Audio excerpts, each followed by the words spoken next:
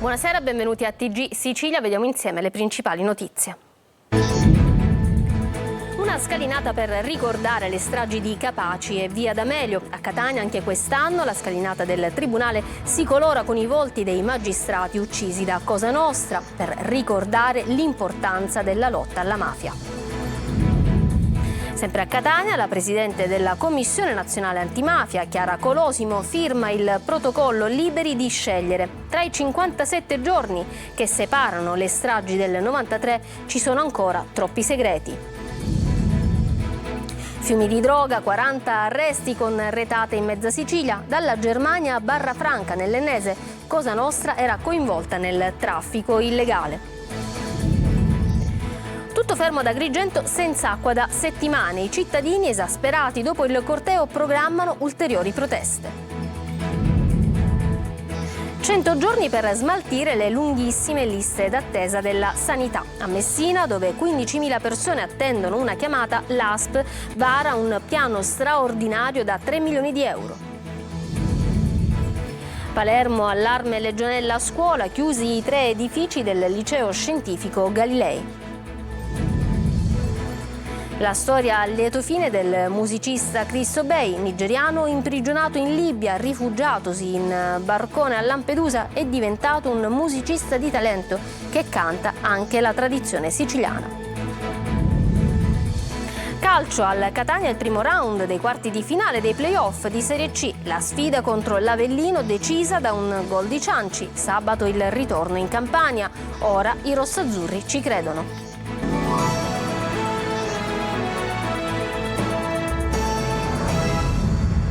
Bentrovati. A Catania anche quest'anno, per ricordare le stragi di Capaci e via D'Amelio, la realizzazione della scalinata della legalità con i volti dei magistrati Falcone e Borsellino uccisi dalla mafia. Per 57 giorni, dal 23 maggio, data della strage di Capaci, e sino al 19 luglio, strage di via D'Amelio, la scalinata ricorderà l'importanza della lotta alla mafia. Adelaide Barbagallo. Gradino dopo gradino al Palazzo di Giustizia di Catania prende forma la scalinata della legalità per ricordare il sacrificio dei magistrati Falcone e Borsellino uccisi dalla mafia. A realizzarla da 8 anni a questa parte il liceo artistico Emilio Greco. Dal 23 maggio, data della strage di Capaci, sino al 19 luglio, giorno dell'eccidio di via D'Amelio, per 57 giorni sarà questo a Catania il monito per non dimenticare i valori della giustizia e dell'impegno nel lottare la mafia. Per Chiara è il suo 5° anno. È sempre stato un qualcosa che mi ha sempre legato sia al concetto di legalità al mio territorio e anche molto alle persone con cui ho lavorato, ai miei amici, ai miei compagni, ed è stato sempre un crescendo. Un lavoro corale. C'è la sinergia di tutto il personale, docenti, collaboratori scolastici e anche assistenti tecnici. Ogni anno è un appuntamento fisso e noi siamo stimolati perché i ragazzi sono sempre nuovi, perché la scalinata va rifatta ogni anno e quindi noi aggiungiamo ai ragazzi un'informazione che è utile, fondamentale e deve restare nella memoria. A Palazzo di Giustizia anche il presidente della giunta dell'Associazione Nazionale Magistrati di Catania, per il quale è rischioso l'attacco e il tentativo di delegittimazione che da anni subisce la magistratura. Certe polemiche sta il fatto che si vedono sempre quando, anziché fare i processi che servono alla società, si cominciano a toccare determinati livelli che si vorrebbe, non dico immuni, ma con delle corsie preferenziali, e così si vedono tante cose, le misure che si ritengono orologeria invece non lo sono, perché i tempi della giustizia sono quelli che sono per tutti. Falcone e Borsellino, tenaci difensori di legalità e di contrasto alla mafia, in questa scalinata continuano a ricordarci il loro sacrificio. E tra i 57 giorni che separano la strage di Capaci da quella di via D'Amelio ci sono ancora troppi segreti, lo dice la Presidente della Commissione Nazionale Antimafia, Chiara Colosimo, a Catania per la firma del protocollo Liberi di scegliere. Luca Ciliberti. Abbiamo ragazzi che ricordano ancora Nitto Santa Paola o abbiamo questi cantanti neomelodici che dileggiano le istituzioni e inneggiano alla criminalità organizzata, alla violenza. Bisogna parlarne come. Rompere con la prospettiva familiare e il contagio criminale sono sempre di più le donne e i minorenni che vogliono fuggire dai clan per cercare un futuro diverso nella legalità, uscendo dal contesto mafioso, restando appunto liberi di scegliere. Credo che una legislazione antimafia come la nostra, che da sempre è stata copiata e che in alcune casi ha fatto scelte visionarie come quelle sui collaboratori di giustizia, in questa fase debba fare un'altra scelta visionaria, e quella scelta visionaria è dare una legge alle donne che per un disperato amore decidono di abbandonare le famiglie mafiose per salvare i propri figli. Oggi a Catania è stato firmato il protocollo distrettuale di attuazione dell'articolo 7 del decreto Caivano, proprio alla vigilia della giornata della legalità in ricordo di Falcone e Borsellino. Quali sono le criticità da risolvere per attuarlo? Innanzitutto un problema finanziario, la necessità di sostenere economicamente le collocazioni fuori territorio dei minori che hanno bisogno di poter essere aiutati a scegliere il loro percorso di vita. Ma sulle stragi di Capaci e Via D'Amelio restano ancora tanti dubbi. Abbiamo iniziato un lavoro di approfondimento sulla strage di Via D'Amelio e lo stiamo facendo perché secondo me proprio i 57 giorni che dividono la strage di Capaci da quella di Via D'Amelio hanno ancora troppi segreti. A Catania per la firma anche il procuratore generale antimafia Giovanni Melillo. Il protocollo e le linee guida ci richiamano alla serietà di un impegno faticoso perché quotidiano, difficile perché silenzioso, ma importante perché operoso.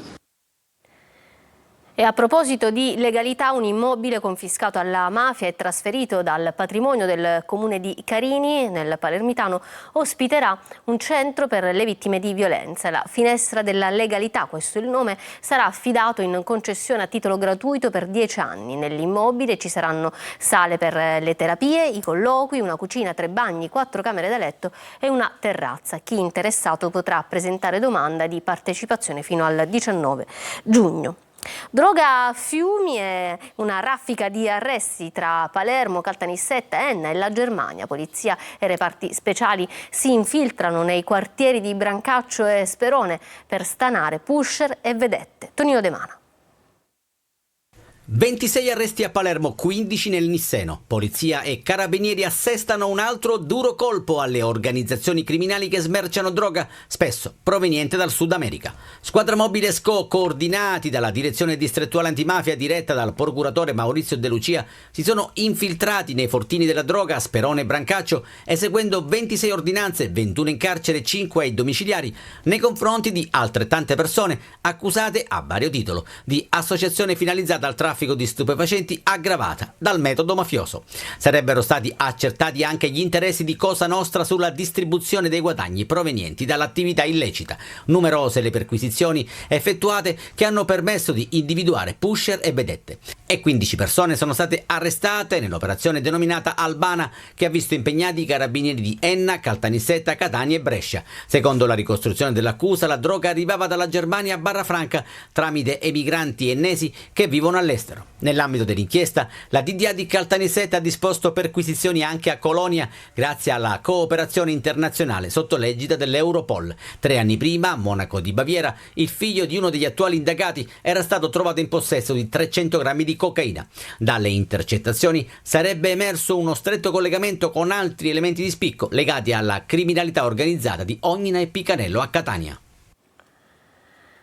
La Procura di Milano ha smantellato una rete criminale guidata dal boss della mafia turca, uno degli uomini più ricercati da Ankara. 18 gli arresti in tutta Italia, eseguiti anche dalla squadra mobile di Catania. Il boss da un'abitazione di Crotone, dove era ai domiciliari con un braccialetto elettronico, continuava a dirigere e coordinare la sua organizzazione che agiva in tutta Europa e progettava anche attentati nel suo paese.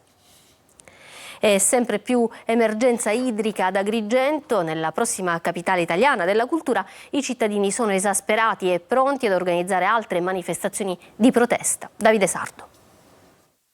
Una parte della cittadinanza di Agrigento ha smentito la narrativa storica di essere apatica, silenziosa, rassegnata, passiva.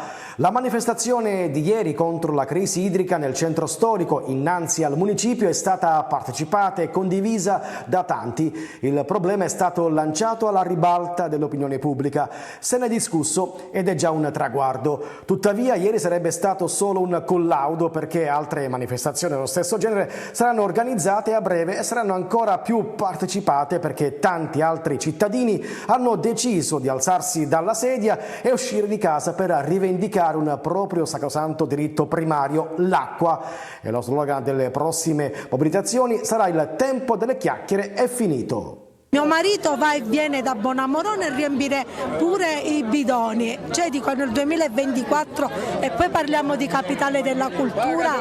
Io sinceramente mi vergognerei a dire che a breve saremo capitale della cultura. Adesso che arriva il caldo e quindi c'è più bisogno di igiene, soprattutto per chi ha anziani a casa. Ci sono i miei genitori anziani, mio padre è allettato e c'è bisogno sicuramente di più acqua. Di una mala gestione di tante cose, sicuramente il fatto che non ci sia acqua nelle nostre case.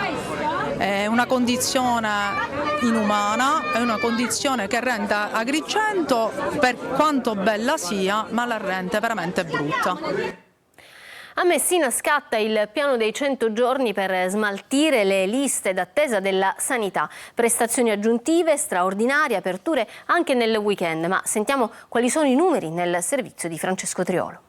15.000 utenti in provincia di Messina in lista d'attesa per una prestazione sanitaria. Così l'ASP, dopo gli ultimatum della Regione Sicilia che ha minacciato il licenziamento dei manager, corre ai ripari e vara il piano dei 100 giorni entro cui smaltire tutto l'arretrato, un piano straordinario da 3 milioni di euro che prevede l'abbattimento delle liste d'attesa e delle operazioni chirurgiche. Partono prioritariamente dall'abbattimento delle prescrizioni urgenti e brevi, che sono circa un 180 e che ci permetteranno in tempi brevi già di arrivare ai primi di giugno con l'abbattimento intanto di questi che sono di queste prestazioni che richiedono carattere di urgenza. Si inizierà quindi dalle 185 prestazioni urgenti in attesa che hanno priorità assoluta. Ci sono poi 5.500 prestazioni chirurgiche che riguardano ortopedia e otorino, che costituiscono la seconda priorità.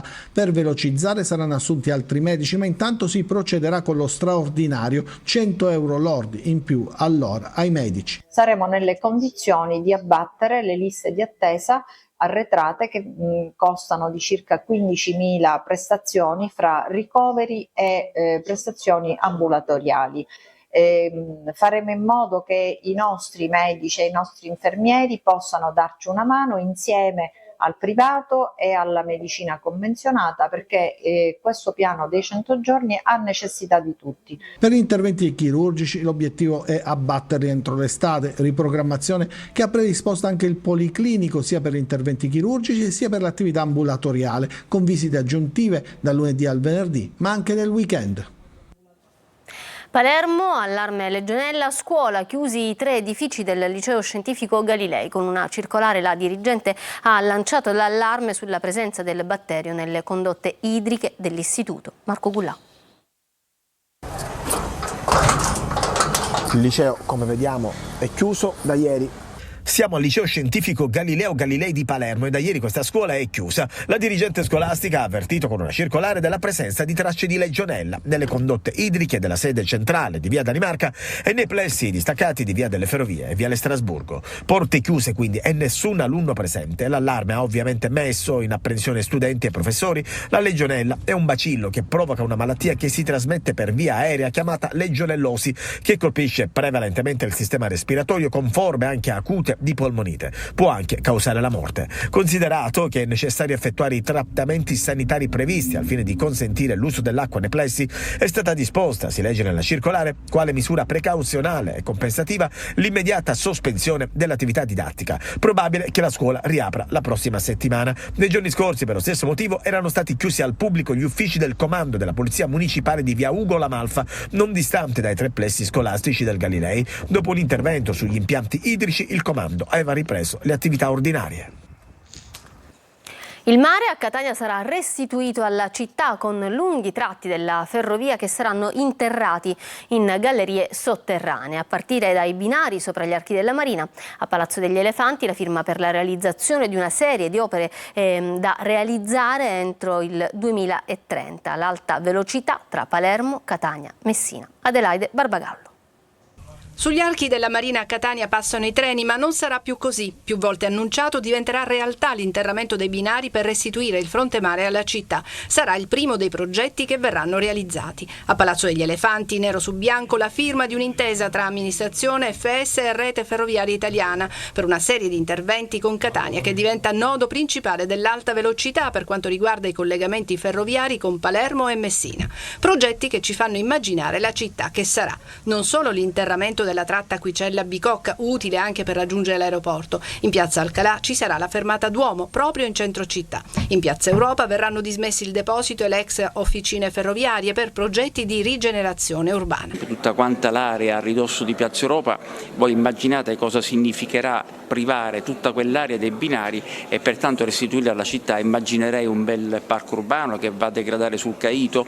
Nello stesso tempo quelle aree preesistenti potrebbero anche diventare aree da valorizzare in chiave turistica attraverso poi un'intesa che dovrà essere trovata con il Comune di Catania. Previsto anche l'interramento della stazione di Catania Centrale. L'alta velocità tra Palermo, Catania e Messina favorirà anche il trasporto delle merci che potranno viaggiare in treno. Abbiamo alcune opere finanziate, altre dovranno essere finanziate. Insieme al Comune, alle Regioni e al Governo lavoreremo perché questo accada. Opere di lungo respiro con fine dei lavori previsto per il 2030. Cosa pensano i catanesi del redditometro ripristinato dal governo per stanare gli evasori fiscali con case, cavalli e auto di lusso? Non è un grande fratello, assicura la Meloni, ma la maggioranza è divisa. Ecco le voci raccolte a Catania da Desiree Ferlito. Come l'ha comprata questa moto? Io sono un imprenditore. Un imprenditore, quindi tutto dichiarato? Tutto dichiarato, sì, sono il titolare di un'azienda. Dalle spese per l'auto a quelle per la casa, dal costo delle utenze a quelle per il possesso di barche, moto o accessori di lusso. Il fisco italiano ha deciso di tornare a indagare le capacità di spesa dei contribuenti per risalire ai loro redditi. Ma guardi, oggi siamo sotto la lente del Grande Fratello in tutto, quindi questo ci mancava. Forse era quella che meno speravamo che arrivasse. È arrivata, dobbiamo affrontarla. Sarà infatti possibile un nuovo utilizzo del redditometro, strumento sospeso nel 2018 che serve a verificare se le spese di una persona sono in linea con il suo reddito dichiarato. Una persona può camminare come anche con una Ferrari. Che senso ha il fisco o non fisco? Ma loro li controllano? Ai capi li controllano? No. In Sicilia e in Italia il redditometro lascia oggi il tempo che trova, perché sappiamo benissimo che qualora ci sono delle famiglie che vogliono bypassare quelli che sono i controlli delle istituzioni, trovano il modo. Se l'incongruenza tra quanto dichiarato e quanto accertato dal fisco è di almeno un quinto, il contribuente dovrà giustificare la propria posizione in un contraddittorio. Il fisco non deve indagare perché in uno Stato democratico e civile, va bene, gli italiani pagano le tasse normalmente ed è tutto tracciato. Che motivo c'è di andare a indagare? Il decreto proposto dal vice ministro all'economia Maurizio Leo e pubblicato in Gazzetta Ufficiale il 20 maggio divide anche la maggioranza, contrari Lega e Fratelli d'Italia. Mai nessun grande fratello fiscale sarà introdotto da questo governo. Serve solo a tutelare i contribuenti, ribadisce il premier Meloni, ma non tutti sembrano preoccuparsene. Non me ne frega niente. Non gliene frega niente, ma favorevole o contrario? Non me ne frega niente. Vabbè, non gliene frega niente.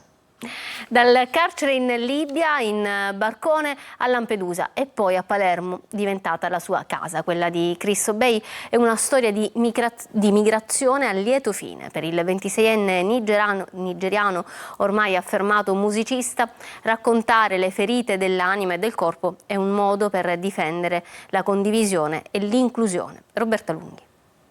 Non siamo pesci dentro il mare, non siamo pesci, ma siamo umani. Non siamo pesci nel mare, ma siamo umani, destinati a vivere sulla terra in un disegno di amore universale. Parole e musica di Christopher Gogge, in arte Chris Obey, 26 anni, nigeriano, arrivato 5 anni fa in Italia su un barcone a 21 anni, con un carico di sofferenza, ma anche di sogni. E il suo sogno più grande è la musica. Sono arrivato in Italia dove ho imparato come si suona la chitarra su YouTube. 6 mesi quando ero in comunità, da lì ho imparato grande onore conoscere anche Rosa Balistreri. Ai ai ai ai, moro moro moro moro, sale del lume cauri, l'amore mio sei tu. Chris però non dimentica la prigione in Libia e dopo anni fa fatica a raccontare i dettagli dolorosi. Io sono stato in carcere senza sapere perché. E questo secondo me penso che è una cosa più brutta. Solo aspettare lì, vedi le persone che sparano alle persone, picchiano le persone. Chris affida alle canzoni la sua storia e anche il suo futuro e crede che raccontare le ferite del corpo e dell'anima aiuti nel progetto di inclusione. È importantissimo raccontare, perché anche io ho preso proprio la forza grazie alla musica di raccontare proprio tutto. Per me penso che condivisione fa parte di tutto. Si sente un uomo libero Chris e con l'abilità di chi sa trasporre in immagini le emozioni, il suo concetto di libertà è questo. La libertà per me è sveglio la mattina, respiro l'aria. Io faccio le cose che fa bene alle persone. Simbi Yahweh, Simbi Yena, Simbi Yahweh, Mamma Africa. Oggi a Buongiorno Sicilia l'attore Ninni Bruschetta ha presentato il suo romanzo La scuola del silenzio. Per l'attore e scrittore i siciliani sottovalutano tutto il bello che l'isola contiene. Siamo portati a guardare fuori senza vedere le nostre eccellenze. Sentiamo. Le eccellenze di cui noi siamo, io ricordo sempre quando parlo che a parte Dario Fo gli ultimi premi Nobel della letteratura vengono dalla Sicilia. Noi abbiamo questo vizio appunto di vedere fuori come se fosse il meglio e dentro, invece dentro questo paradiso ci sono anche tutta una serie di eccellenze in ogni campo e tante volte noi facciamo invece delle deviazioni verso un'esterofilia che ci impoverisce. Ma quanto è stato importante, adesso andiamo sul personale, la sicilianità che è in te poi per raggiungere determinati obiettivi?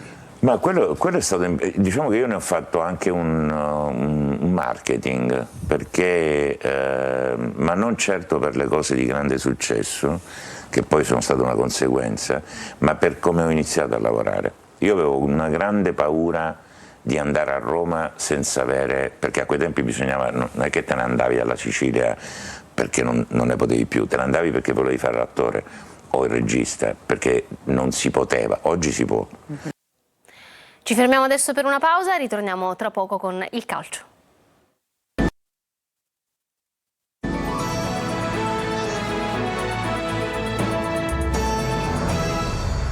Ritorniamo in studio con il calcio. Il gol di Cianci lancia il Catania nell'andata dei quarti dei play-off con l'Avellino. Adesso i rossazzurri possono contare su 2 risultati su 3 nel ritorno del Partenio. Marco Carli. Il Catania ci crede dopo la partita di andata con l'Avellino. Zeoli l'ha chiamato sogno. La vittoria contro gli Irpini ha dato linfa alla speranza, perché i favoriti per il passaggio del turno erano i campani e magari con qualche segno percentuale in meno lo sono anche dopo il successo rossazzurro del Massimino. Ma adesso hanno anche il peso psicologico. Al Partenio devono vincere e non è dato da poco, mentre i tifosi del Catania possono crederci, come tutta la squadra. Non sembra, però sono contento perché dare queste risposte alla nostra gente, farle sognare per altri 4 giorni per me è importante, ce n'è bisogno. Quando una squadra va oltre, mette il cuore, va oltre difficoltà. Il merito va a tutto il gruppo, all'avvio giocato con convinzione contro la squadra che è arrivata seconda al termine della stagione regolare.